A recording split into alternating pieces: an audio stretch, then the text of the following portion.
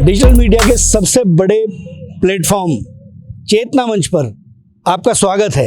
मैनपुरी उत्तर प्रदेश का बहुत महत्वपूर्ण संसदीय क्षेत्र है और 1989 में उदय प्रताप सिंह यहाँ से जनता पार्टी के सांसद के तौर पर देश की सबसे बड़ी संसद में पहुंचे। उसके बाद 1991 से लगातार यहाँ समाजवादियों का कब्जा है। 10 बार भारतीय जनता पार्टी चुनाव में हार चुकी है। यहाँ पर मैं मौजूद हूँ इस समय जैन टी स्टॉल, ये यहाँ पे आवास विकास की कॉलोनी है और यहीं ये समाजवादी पार्टी का कार्यालय भी यहीं पे स्थित है। लोगों से बात करने का प्रयास करेंगे कि क्या लगता है इस उपचुनाव में। ये जो उपचुनाव है बाई इलेक्शन, नेताजी अब नहीं रहे, नेताजी के बाद एक नई चुनौती के तौर पर यहाँ स्थानीय मुद्दा क्या मानते हैं आप चुनाव में? यहाँ स्थानीय मुद्दा केवल विकास है, विकास के अलावा और कुछ नहीं है। क्योंकि यहाँ पे नेताजी ने हर वर्ग और समाज के लिए ऐसा अतुलनीय काम किया जिसका कोई कंपैरिजन नहीं है किसी भी दूसरी पार्टी से, इवन नेताजी को। तो जो हमारे नेताजी हैं वो यहाँ के लिए एक भगवान देवतुल्य के समान है।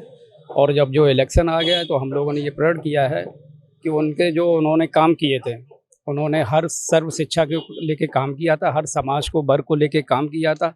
तो उनके कामों यहाँ के वर्ग ने ये ठाना है कि उनको ही वोट देके और डिम्पल भाभी को भारी मतों से विजय बनाना है। अच्छा, अगर उपलब्धि की बात करें तो कोई एक ऐसी उपलब्धि जिसका जिक्र कर सकें आप, वोटर क्यों वोट करें? अच्छा, उनकी एक उपलब्धि ये है, जब वो रक्षा मंत्री थे तो उन्होंने एक ऐसा काम किया है जो सैनिकों के सब पहले के केवल कपड़े आते थे, टोपी और कपड़े आते। तो सैनिक तो हर वर्ग का होता है, तो हर वर्ग के जो सैनिक हैं तो उनका ससम्मान, उनकी बॉडी घर पे आने लगी और उनको सैनिक का वो दिया गया है जिसके हम पेट्रोल पंप बोलते हैं। उनको सैनिक का सम्मान नेताजी ने ही दिया था पूर्व मंत्री के टाइम। तो भारतीय जनता पार्टी इस चुनाव में बड़े बड़े दावे कर रही है कि इस बार, क्योंकि आमना सामना, शायद मेरे ख्याल से वो भी समाजवादी पार्टी के ही कार्यकर्ता के तौर पर उन्होंने अपना राजनीतिक कैरियर शुरू किया और वो अपने आप को कहीं ना कहीं शिवपाल जी का चेला भी बता रहे हैं। जी देखिए, भाजपा पार्टी जो है उन्होंने आज तक,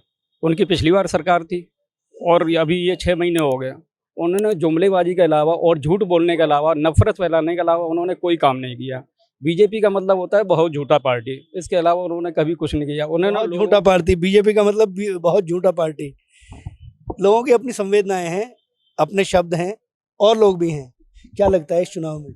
इस चुनाव में समाजवादी पार्टी को मैनपुरी की जनता 5 विधानसभाएं बहुत भारी बहुमत से श्रद्धांजलि देने का कार्य करेंगे। अच्छा, विधानसभा चुनाव में 2 सीट खिसक गई, वो खिसक गई, कुछ कमियां रही हैं यहाँ के जनप्रतिनिधियों की, इसकी वजह से वो सीटें गई।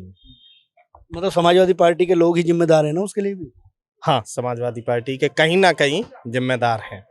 इस चुनाव में क्या मुद्दा मान रहे हैं? क्योंकि बाई इलेक्शन है, 2024 का सेमीफाइनल इसको माना जा रहा है। लोकसभा के चुनाव में अखिलेश यादव अपनी और जो संसदीय सीट थी उन पर प्रचार के लिए नहीं गए, यहाँ वार्ड तक जा रहे हैं। क्या मानते हैं? अन्य जगह नहीं गए हैं, उनकी वो राजनीतिक कुछ भी रही होंगी, लेकिन यहाँ पर वो इसलिए और चुनाव कर रहे हैं क्योंकि ये नेताजी की सीट रही है और बाप की विरासत हमेशा बेटे के ही पास रहती है, किसी अन्य के पास नहीं रहती है। और इसकी वजह से ये सच्ची श्रद्धांजलि होगी नेताजी। देखिए, एक कार्यकर्ता है, लेकिन बड़ी बात कह रहे हैं कि बाप की विरासत, मतलब विरासत की लड़ाई है, इसलिए ताकत तो लगानी पड़ेगी, है ना? लग रहा है ना? बिल्कुल। क्या कहेंगे ये जो चुनाव है, इस चुनाव को, क्योंकि अभी चुनावी खुमार जो है शायद शुरू होगा, टाइम है, अभी हो चुका है, चुनावी के ऊपर चढ़ गया है। आपको बताएं, जिस तरीके से मुलायम सिंह यादव का ये संसदीय क्षेत्र रहा है मैनपुरी, और मैनपुरी ने ही उन्हें नेताजी का दर्जा दिया। अगर आप बात करेंगे सुभाष चंद्र बोस के बाद अगर किसी को नेताजी बनाया गया है तो मैनपुरी ने ही मुलायम सिंह यादव को नेताजी बनाया है। क्योंकि मैनपुरी से जब जीत के गए हैं, रक्षा मंत्री भी मैनपुरी से जीत के बाद ही बने थे। और जब पहली बार आपने जब जो सैनिकों के शव थे उनको उनके घर तक पहुंचाने का काम भी मुलायम सिंह यादव ने किया था, इसलिए मैनपुरी जनता उनको प्यार से नेताजी कहती है।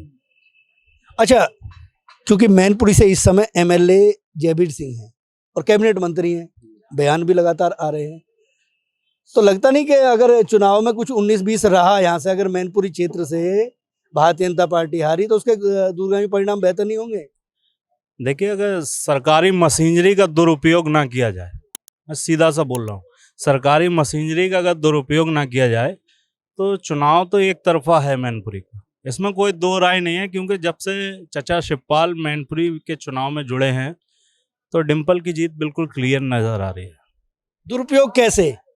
देखिए, सरकारी मशीनरी है। अब देखिए, पहले पीएससी लगाई जाती थी चुनाव, इतना लगातार हम भी कई चुनावों में कवरेज किया है, और इस बार जो फोर्स लगाया गया उसकी संख्या अगले चुनाव जितने पिछले चुनाव निकल गए उनसे कई अधिक है। जो पीठासीन अधिकारी थे वो मैनपुरी की जगह लोकल के पहले लगते थे, इस बार सब बाहर से बुलाए गए हैं।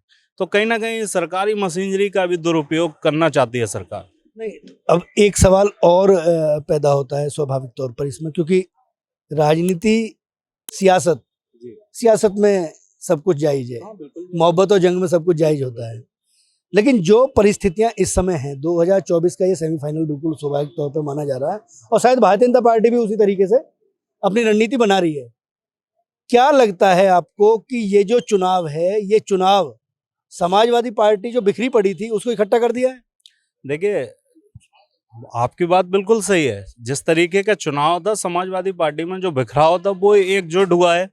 अगर हम बात करें मैनपुरी की, तो मैनपुरी की वजह ही रही है लोगों को एकजुट करने में। क्योंकि अगर डिम्पल जी मैनपुरी नहीं आती तो जो परिवार भी एकदम से नहीं जुड़ता। और मेन चीज़ है, नेताजी की सीट है, और यहाँ पर जो लोग उनको वोट दे रहे हैं वो केवल श्रद्धांजलि के रूप में, वो वोट नहीं है। अगर आप बात करें कोई भी सीट, इस सीट के हार या जीत से ना तो सरकार बन रही है ना गिर रही है, लेकिन एक सम्मान का चुनाव है।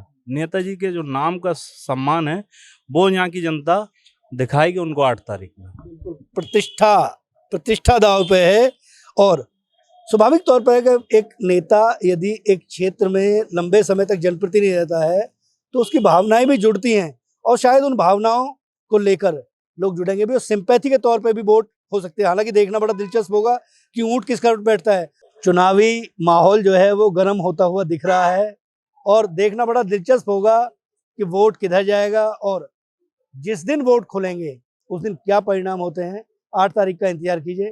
कैमरा पर्सन शिव के साथ राजकुमार चौधरी, मैनपुरी, उत्तर प्रदेश।